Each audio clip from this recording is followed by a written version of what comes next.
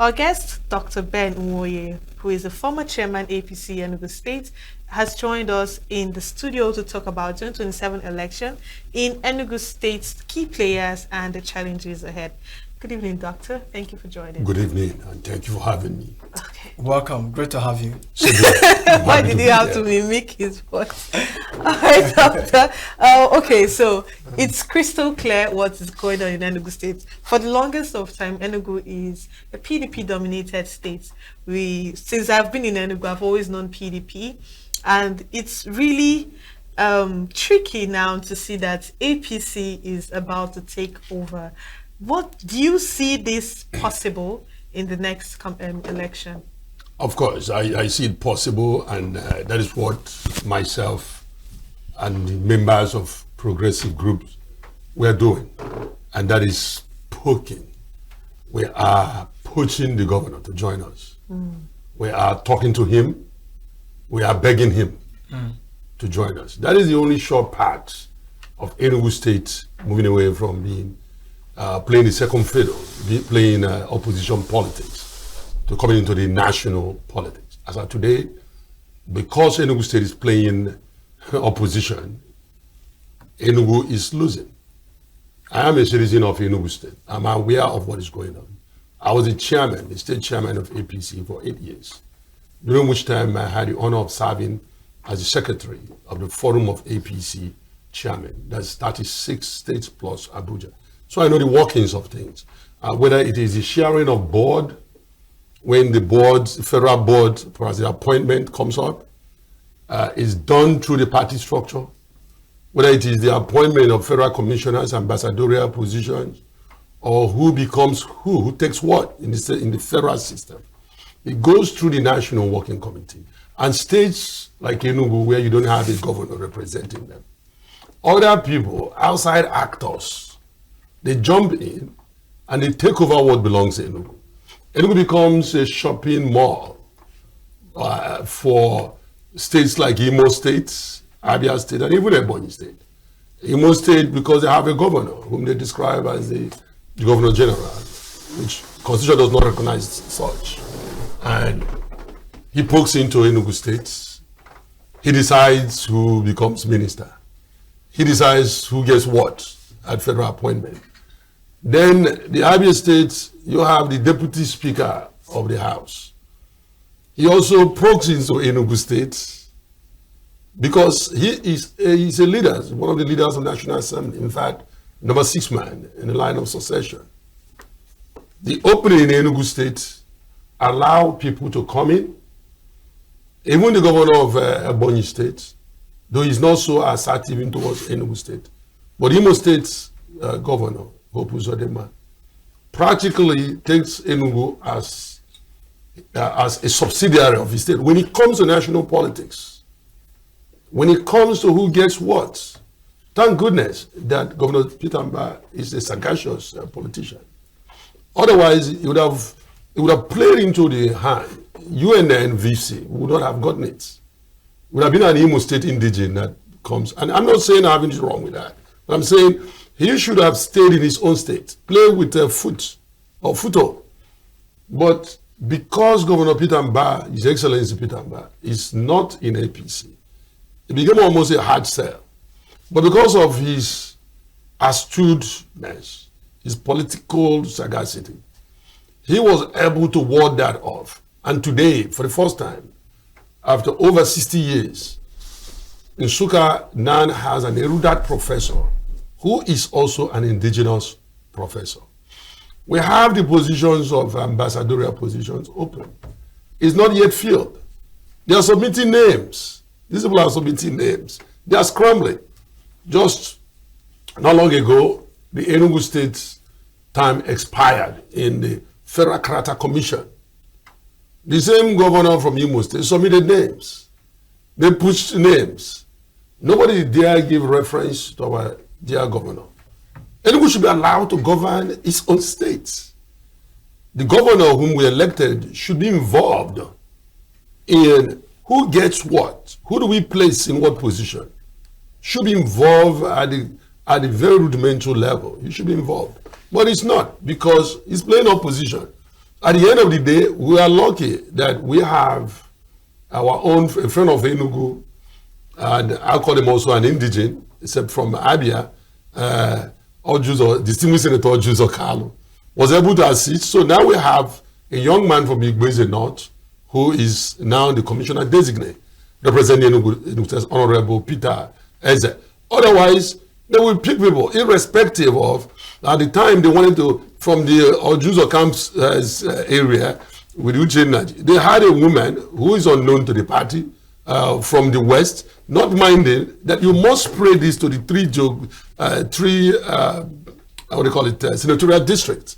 We would have had everything piled up in either Enugu East, where Naji is from, or Enugu West. Before now, there was no commissioner coming up from Enugu North. And they have submitted name from Enugu North. I'm talking about federal commissioner. When we talk about federal character, it trickles down from federal character. It goes down to states, and in the state to the various local government. But when you now have power and you're sitting in the power, you don't understand the state structure, and you decide to give things based on who you know, based on who is a praise singer of yours, which was what was happening before now. And I'm blowing the whistle. I'm saying that Governor Hope Uzodinma should stay off from Enugu politics, face his state, manage his state, and I'm begging Governor Peter Mba to come over to APC and help us. Not help us and help us APC people, but help Enugu people. You will recall, I mean, I don't know how old I'm sure you're not that old, but I'm very sure you're not that old. When Jim Obodo was the governor of the old Anambra State, he played the opposition. He was in the NPP. And there was all this fight between him and Alex Ekweme. As wonderful as the programs of Governor Jim Obodo was, there was some limitation. A lot of limitation, because he was not in the national. And he was having all these disputes. So the old Anambra State suffered somewhat. They were deprived of certain federal, legis. The same thing happened, you can fast forward, the same thing happened to Lagos State when Tinubu was the governor of Lagos State, if you recall. And he was playing the AD and then the AC and ACN. Lagos State suffered. The allocation was held. You don't want to do that. Then bring it back to Enugu State. In 1999, when Governor Chimaro Kendamani was the governor of Enugu State, and it was with the ruling party, a lot of the federal project and program came to Enugu. You have the law school. That was when the law school was built. Many of you don't know that, but that was when we brought law school to Agbani. They had the Air Force School in Agbani. Then they have the UNTH and others. So he enjoyed the federal presence. Of course, a lot more greater appointments were given to people. Then, of course, the minister, or then the Weke Jr., Frank Weke Jr., was given at one point, it was handling about 3 portfolio. So Enugu State was, there was a robust presence of federal presence in Enugu State. Because of course, we are capital of Southeast. We shouldn't play second fiddle to anyone. Then you can also fast forward a little bit to the time Goodluck Jonathan was the president under PDP, the one you know. Yeah, okay. All the time you've known him to be PDP. Now, Governor Sullivan Chime was able to do more. We had a lot of things happening in Enugu State because there was a symbiotic relationship between the government of Enugu State and the federal, not an opposition. Okay. Now, during that time, that's when you now got the road safety training school situated right by his doorstep in Udi. It was during those times that you had the breweries, the Ama Brewery and Co. All these breweries, they came in. These are industries and many more federal presence that developed under that. Now, fast forward a little bit.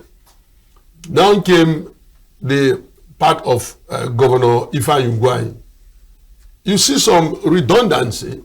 Because at that point, Governor Ifeanyi Ugwuanyi decided to remain in PDP while, of course, APC took over. And he decided to be playing the big boy of PDP in the south, he's in Enugu State, and we were losing things. So guess what happened? A friend of an Enugu citizen, decided to offer us his friend as a minister. That is Abba Kyari.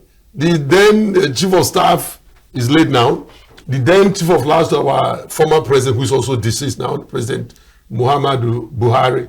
So he offers us a gentleman that has been out of touch with the politics of the state of Nigeria. They have been living in Geneva for about 36 years. They made him a minister of foreign affairs. The point then becomes, what did Enugu State gain from his ministry, from him being a minister? That is why I'm blowing the whistle. Not to be here to criticize anybody, but politics is about sharing. We get the societal resources, we manage it, we share it. And if I'm sitting on the table, and I'm sitting as an indigenous citizen of Enugu State, my concern will be what is coming into Enugu. If I have no idea of what is coming into Enugu, then I'll be proud of my ability to speak many languages, and I'll be proud of carrying fires and following the president, moving from country to country, and displaying my linguistic ability. That is nowhere I'm there. If I'm speaking Swahili, French, and what, how does that bring food on the table? If in the political part of it, I was supposed to, yes, there's not a lot of work to be attracted in that ministry in terms of volumes of infrastructural work, but I can send smart people across the globe to study. I can send scientists from other countries and have relationship with the school from my state, like the ESUT, is a University of Science and Technology.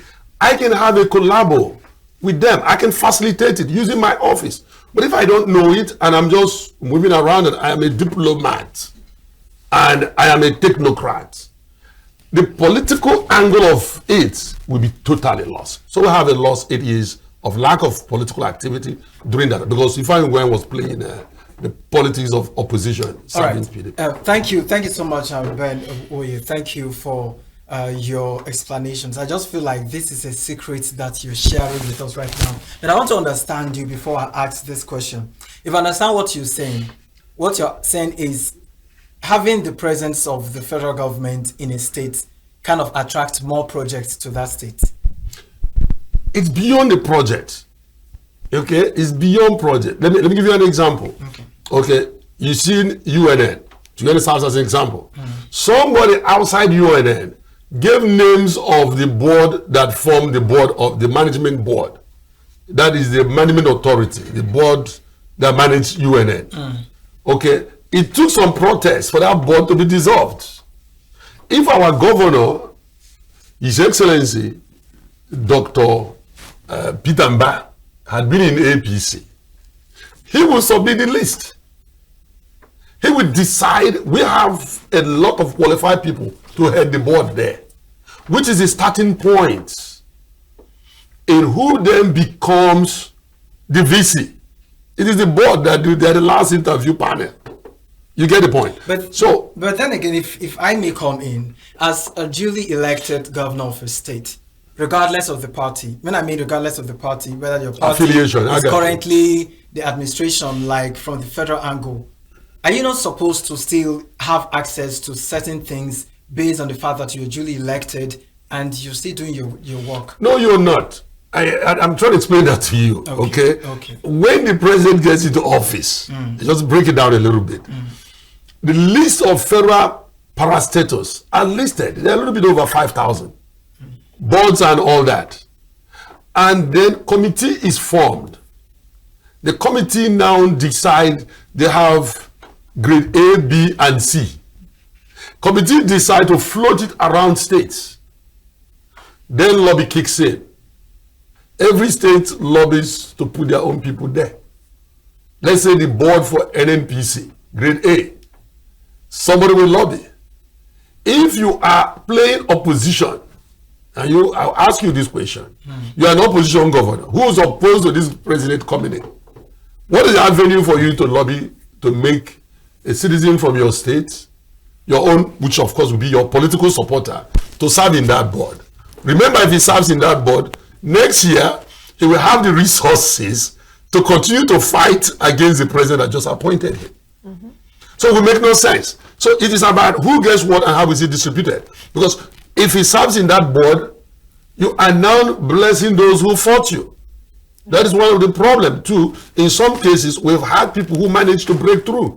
They are able to push people in. They were not part of APC. And the APC people say, no, this guy fought us. And he's in now. So they lobby against such person. But the way it works is, when they break it down, the committee will send certain number of people. When I was a chairman, we were told to write 50 names. Consult with stakeholders in Enugu. I was like the governor of Enugu State for my party. That's what the way it is. So I get the list. Consult, I spray it around the 17 local government. And I get to deal with all the fight. But because I'm not really a governor, but I'm the one that will submit it to the national office. But Dr. Ben, with all of these explanations you carried out right now, I want to believe that the governor of Enugu State is also aware of all of the advantages, right, to come to join your party, APC, with the poking and poaching that you've been doing all this while, your party has been doing. Do you think this governor, anytime soon, will consider joining the APC party? It is my prayer. It is my prayer. Every opportunity, they've given me the platform. And it's a wonderful platform. And I'm thankful to you. With this type of platform, I'm still pleading that for the interest of Enugu people, not about myself, I'm a businessman. I know things we are losing. Governor knows the things we are losing. I've explained it in many platforms. And I'm sure it has gotten to him and other of his advisors, that they should stop being sentimental about PDP. It is just a platform. The governor has performed so well that in any party he runs in Enugu, he will win. But for now, let it be a sacrifice. For those who don't know, who just say, oh, we are used to umbrella. Of course, change is tough. Change is heavy. And it's constant too. But it's constant. Yeah. Thank you. It is very constant. It is the only thing that is never stable. It's change. So they should learn to now remove the umbrella over their head, fold it, even though it's a rainy season, we offer them a home. Then they will not be in the rain. And in that home, we'll also offer them the broom to sweep away the dirt. All right then. So let's look at the situation where the people of Enugu State voted in His Excellency Peter Mbah under the People's Democratic Party. And it's not about a party, right? It's about what the people want. And Peter Mbah contested under PDP. And we know Enugu is obviously dominated by PDP. How long will it take for people to switch from this party to the other party? And knowing that he did all these wonderful things in Enugu State, still under the People's Democratic Party. Of course, listen, your last statement is a great statement. It's under the People's Democratic Party, but it's not the People's Democratic Party that are doing the work. He did the work, is what you said. The party is the label behind him. We've had other governors with the party label of PDP as a label. Those governors did not give us 260 smart schools. They didn't give us 260 type 2 healthcare facilities. They didn't give us a world-class command center, security command center, with about 150, 160 vehicles, AI-assisted camera. They didn't do that. And they were under PDP. Okay? They didn't give us the vision of starting some of the money-born corporations, like the Niger Gas. Niger Gas was there. They were under PDP. They didn't revamp it. They didn't fix Presidential Hotel, and they were still under PDP. They also did not see anything wrong with the carcass of ICC, the International Conference Center. And those governors were there for 8 years. Times 2 is 16 years under PDP. Therefore, the developmental strive you see, and of course, if you have opportunity to go to the new GTC, when you go there, you'll be amazed what is going on there. Under the PDP administration, the GTC became a chicken home where they train poultries. It was reverted back to the, I would say, 18th century industrial revolution era. But under Peter Mba, but I want to say under Peter Mba because it's under Peter Mba, it's not under PDP. There's no PDP's hands in it, because PDP had it in 16 years. Peter Mba, under 2 years, all that changed. I don't know if you drive through Presidential Road, just take a look at it. What is going on in Presidential Hotel? I had opportunity to be inside the ICC yesterday for the first time to honor our fallen hero, Chairman Christian Chukwu. And it's amazing. This is what happens when you have good governance. So for me, the progress is about good governance. It's not about political party. Okay. We are yielding and shouting and begging him to come in. It's not just Mba coming, say Governor Mba coming. It's a good governance. I teach good governance at ESUT. And we see the practice of good governance. And we want Enugu State to be governed with conscientiousness. Okay. All right then. So sorry. Yeah. Let's look at the minds of the citizens. We know how uncomfortable citizens are about the All Progressive Congress. Some people don't like the idea of it coming to Enugu and being the ruling party.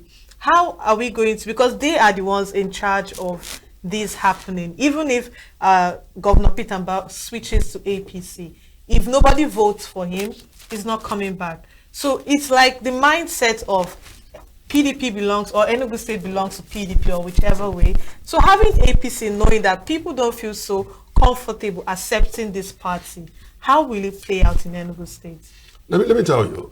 I think your statement is made up of that idea I told you about. People who are just afraid of change. Your statement represents their view. Okay, and it's good. Your statement is portraying those who are stuck on the mud, on the PDP. Here we come. A dead party, by the way. Have you seen what has happened to PDP?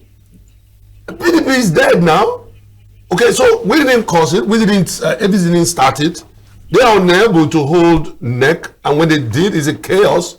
For months, PDP of their party that they are so in love with could not produce, who is their national secretary.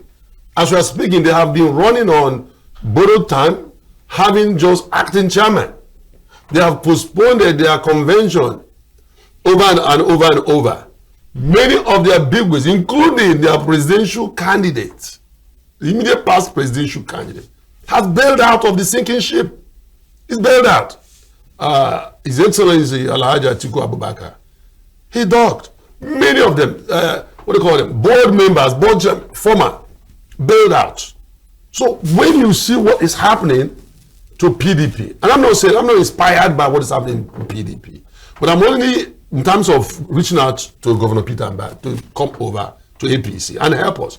I'm not inspired by the difficulties that the PDP has, but I'm telling you this story so that those people whom your question represent their view, they can think back. They should look at it. Is PDP so good? And a man who served under PDP as a number 2 man, vice president, for 8 years, he left. Is it so good that a man who was the presidential candidate in 2 occasions, 2019 and again 2023, he bailed out? Is it so good that he did not only leave, but also his vice presidential candidate, running mate for 2019, Mr. Peter Obi of the Obedient Movement, bailed out, and he's still shopping between Labour and ADC. Yeah, ADC. He's still shopping. The man was like me. A few weeks back, I left APC, okay, and I spent time re-examining my political stance before certain changes occur. But Peter Obi is not really housed in any political party. He was in PDP. He was their vice presidential candidate just a few years back. So they should consider that. They should consider their immediate past vice presidential candidate, His Excellency Senator Ukowa, has bailed out. He's with us. He's in APC. So we have to be factually realistic. For those who are stuck in thinking that they have so many regalias of PDP. There are too many face caps. They have too many umbrellas in their home.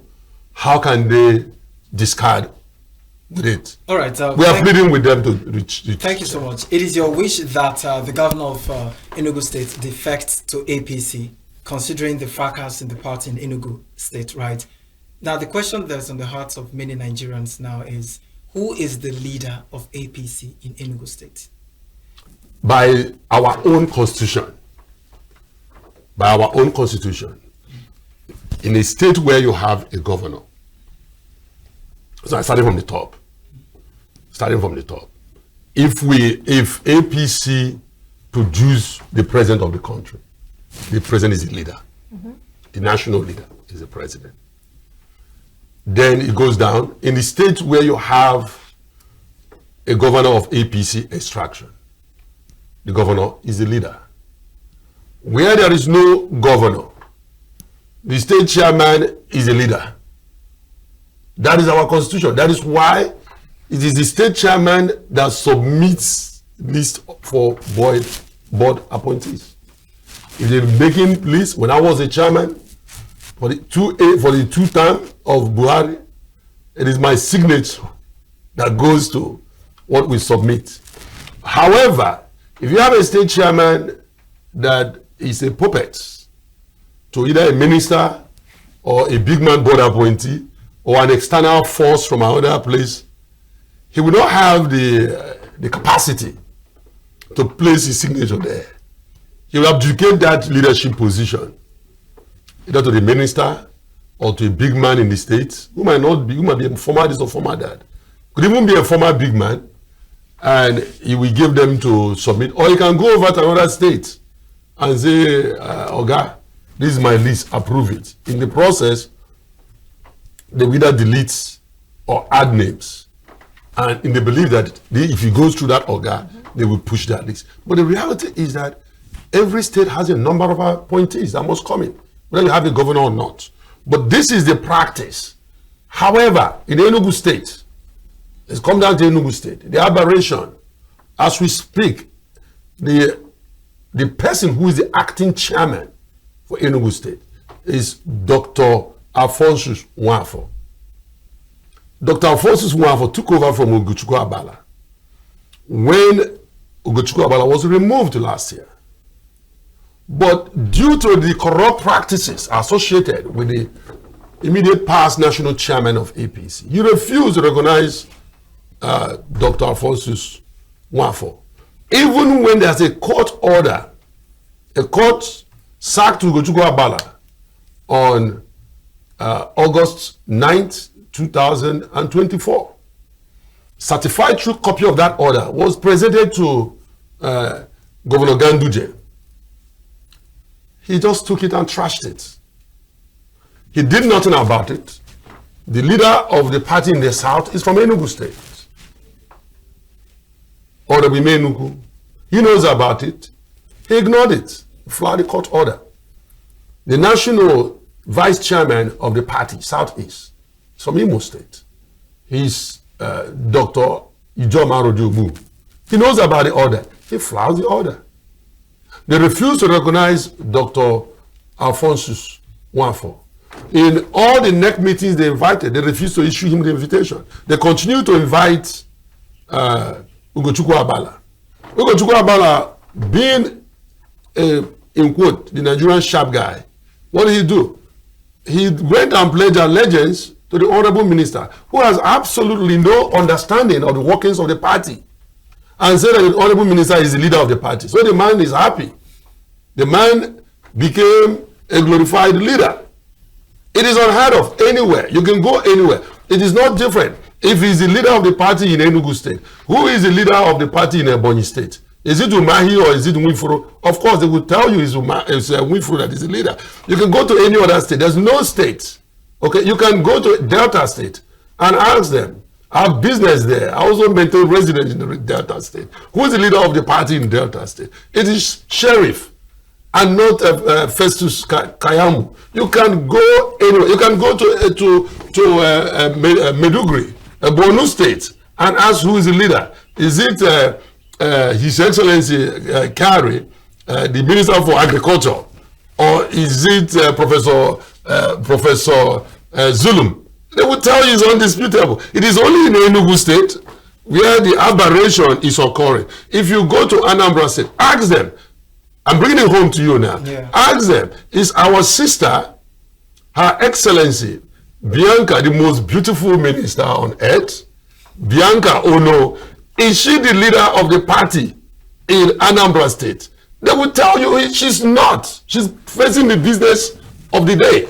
Whereas my good friend, Chief Basil Ejirike, who is the chairman of the party, is busy with the party business, doing his best effort to elect the governor of Anambra State, of APC. Okay, so if we understand what you're saying now, Nwafo is the chairman. Good. Now, looking at the faction, the internal factions right now, because we have those loyal to the previous chairman and the current chairman, do you think this will be a threat to the 2027 governorship election?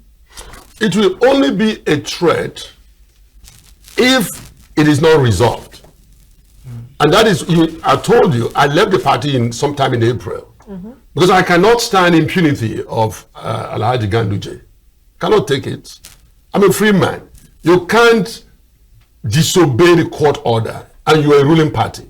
I will have shame coming here to talk about rule of law. If my party, a ruling party, flouts the law every day, just stamples on the law, a ruling party, I can't. So I stepped aside. However, they've since changed the chairman. Gambia Komot continued on his sharp practices until he was thrown out. When he was thrown out, he claimed being ill. He went and took a medical vacation and shamefully left the country and hid his face in shame somewhere. He's the one that brought Enugu State where we find ourselves. If I followed the law, we wouldn't be talking about Nwafo or Ugabala. But going forward, the new national chairman, Nitawi, had indicated unity. You must unite the party. Has also indicated a willingness to follow the law. We have resubmitted all the court orders to him, certified court order. And to my knowledge, they've put together a committee to look into it, which is the reason why when they send people to me to plead with me to come back to APC and help to galvanize members and help to grow the party, which is what I'm doing now. I did that before. That is the reason I came back. All right, now if I'm to come in, right, you said PDP is a dead party in Enugu State. You made it's not dead, it's dying. It's a dying party. Yes. Beautiful. And you just made mention of the unresolved factional issues going on with APC. Internal. And you're also wishing for the defection of the governor of Enugu State from PDP to APC. Now the question is, if Governor Mba is to leave PDP, that he has all the love and support, and come to APC, that is factional, what is the promising hope for him in APC? Already, let me tell you, what you see as fashion is actually disagreement. Those who obey rule of law and those who are lawless for their individuality. It's not faction. We don't have faction. So there's no faction that exists anywhere. But you have people who want to play. You have a man who scored 14,775 votes in the last election, a gubernatorial election, who then, that 14,000 votes earned him a ministerial appointment. I have no grudge with it. But then he also aided Tinubu to score first from behind out of the 36 states from Abuja. What was his number? He gave in his project, I call it project 4772. He gave Tinubu 4,772. 2027 election, general election, will be an election like none other. It's going to be tough for APC. It's going to be tough for Tinubu. It's going to be tough for Mba. It's going to be tough for everyone. Okay? But if we unite Enugu State under Mba, he has a magic touch. Mba will, of course, as the leader, if he joins the party, he automatically becomes the leader of the party. He will not act like the sleeping minister who had been adjudged to be a sleeping minister. Not by me, not by anyone from Enugu, but by reputable journalists who went about doing purely scientific journalism and came up with a certification for our own minister from Enugu and named him a sleeping minister. And the same sleeping minister will leave his job duty in Abuja, where he's supposed to be, and rush down to Enugu State. I heard his statement you read. And then hold political rally and make statements, call those who join from labor IDPs, internally displaced politicians. Wow. That's the IDP. The young men that joined him. He stood on the stage and said, we are welcoming the internally displaced politicians, the IDPs. And he warned them that there is no automatic ticket for anybody. You can come in, you are internally displaced politicians, but there is no automatic ticket. He has no business doing that. He should be focused with thinking about innovation, science, and technology. 2017 is not his business. It's not part of his job schedule. But clearly, this is part of the reason he's been adjudged to be a sleeping minister. It didn't end there. By the next morning, 2024 draws to a close. The Federal Ministry of Innovation. Go ahead, so sir. by the next following morning, while Governor Peter Mba is busy going down to Nsukka to launch new projects and commissions of few projects by him and by the serving chairman of Nsukka local government. What did Uche do? He rushed to Nsukka with a bunch of people, claimed to be receiving 3 unknown political actors in a field. We don't do that. We receive people in their ward, in fact, in their polling unit. And he put up a stage and continued the charade that he will become the governor in 2027.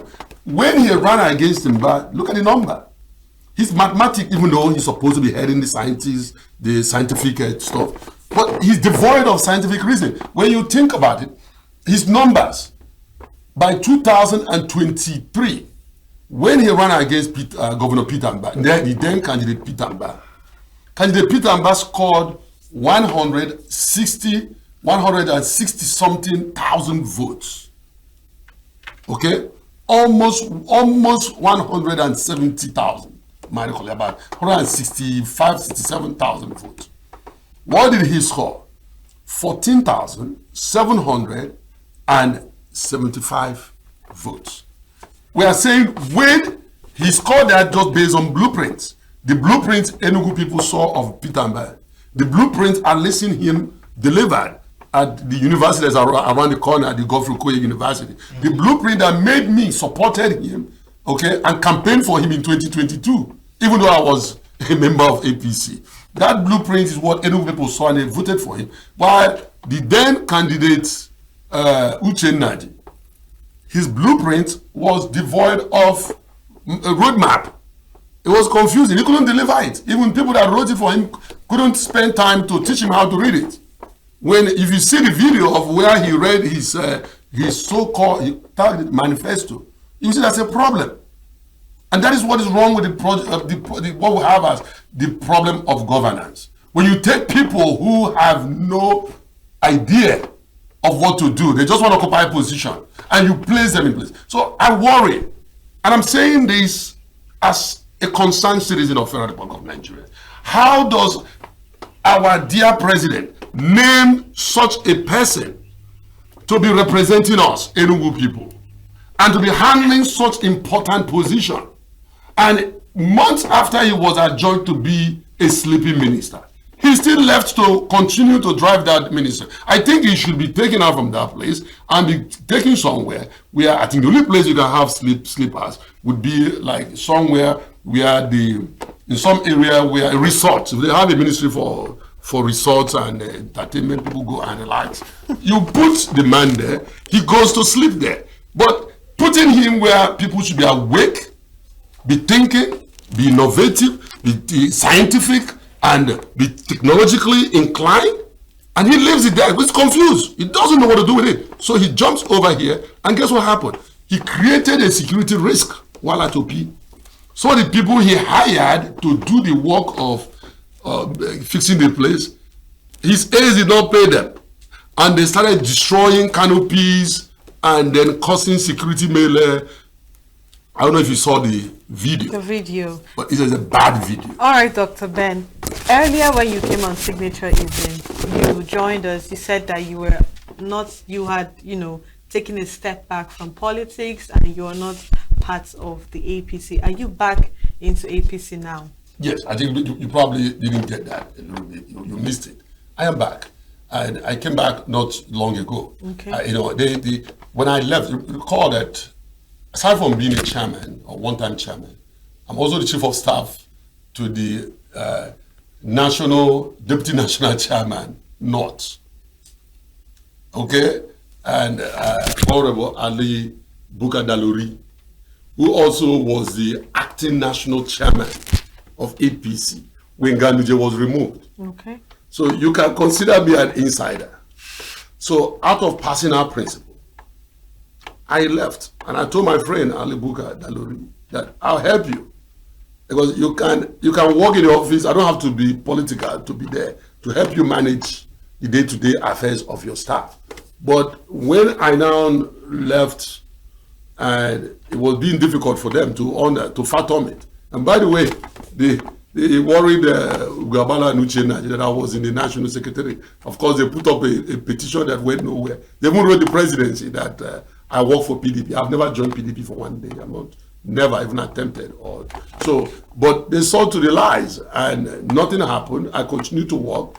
And when Ganduje was asked, due to his own fault, and the time we came in, they sent people to me to appeal to me because they know what I could do. They know that during my leadership, I was able to appeal to distinguished Senator Jim Nwobodo, the former governor of Old Anambra State, to join APC. He did, him and his wife.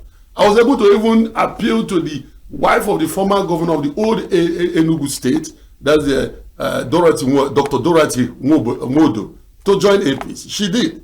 I was able to appeal to the former Senate President, distinguished Senator Ken Namani, the former governor of Enugu State, Barrister Sullivan Chime, the former Speaker of Enugu State, Eugene Odo, the GNG, that's the Bazuagu Mwite Bazuagu.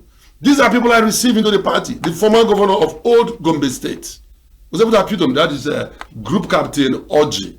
He joined the party. Of course, by then, even your own boss here, he joined me in 2018. And when he came out from the media, now he's gone back again in the media. He ran for House of Reps. That's the Chief V. Martin Zilo. He joined. I was able to appeal to His Excellency Senator Yogeze, now deceased, and we gave him a ticket. We thought that by 2019, if they know what they did in removing his name on the ballot, they only returned him 2 days before election, he would have won, even with his name not being there, and him declining to continue with the election. He came out second. Fast forward, years later, Uche Nadi came out fourth. Okay, so when you think about I'm back and they've seen the ability I have, you talk about how the Enugu people feel about APC. All right. Okay, they feel good when they have good people talking about their interests, being able to explain to them it is not about the party. Okay, that really that brought me now to the question I had in mind. You just mentioned about how Enugu people feel about APC. It's not just a matter of Enugu people. Even if you're looking at Enugu people, there are some Nigerians that have a very poor understanding of APC. You know, looking at how the economy is right now, how people are struggling, and they feel this present administration might have contributed to it majorly. Now, it seems you have a different opinion regarding that. And it seems other people that are defecting to the APC also are seeing the light, in quote, in APC. So how can other political parties, people that you want to defect to your party APC, and the average Nigerian, what is APC doing to sensitize and make Nigerians understand that APC is like any other party?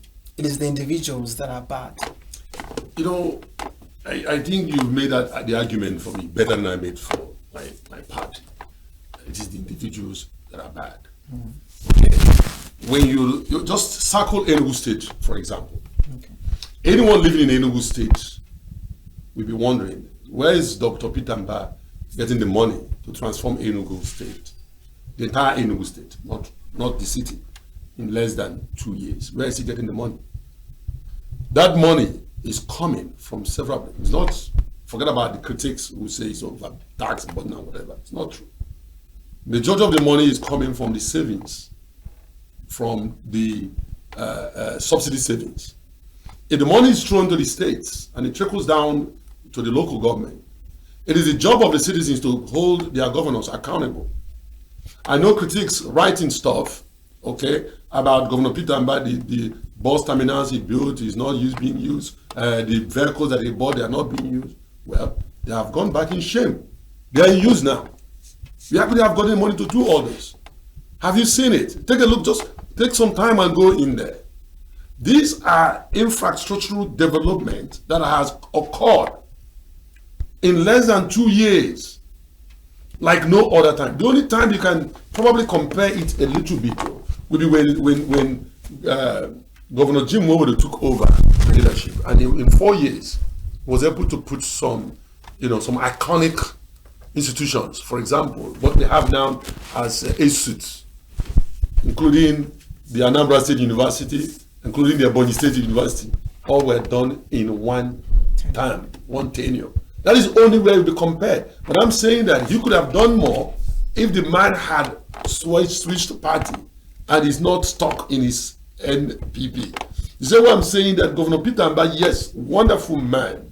He is too ambitious. He said he cannot wait to develop Enugu State. If he can do this thing in less than 2 years, imagine if he's with the ruling party and he sees all this stuff going. Water is running. It's not running everywhere yet, but the effort is being made. Check the number of water being pumped where we have water. Check the number of roads that have been built. These are monies that have been saved. Every local government, there's a portal where you can check in your own local government. I don't know where you're from. If you key in, every month when money drops, they'll tell you how much your local government gets. That is from APC government. Local government autonomy. If your local government is not working, go and ask the person in charge, what is the problem? Because I saw how much money you received. They're not waiting to go to anywhere. The same way he's getting the alert, you too, you are getting the alert. So there's no excuse. That is why now in Enugu State, you have some local government chairmen building roads, constructing roads. They just opened one at Insuka. Okay, so it's not just local government chairmen that come up and they say they are paying teachers' salary. They are paying healthcare. Governor Peter Mba is making them go back and live with your people. Go and see the innovations going on in Enugu East local government, or go up to Aniri and you see what is going on there. So go ahead. All right, Dr. Ben, thank you so much. So just because of time, what is your advice to the people of Enugu State, since you're preaching that we should open our horizon to something bigger? What is your advice come 2027? They should vote, first of all, they should vote for Peter Mba, regardless of any party he joins. The people of Enugu State.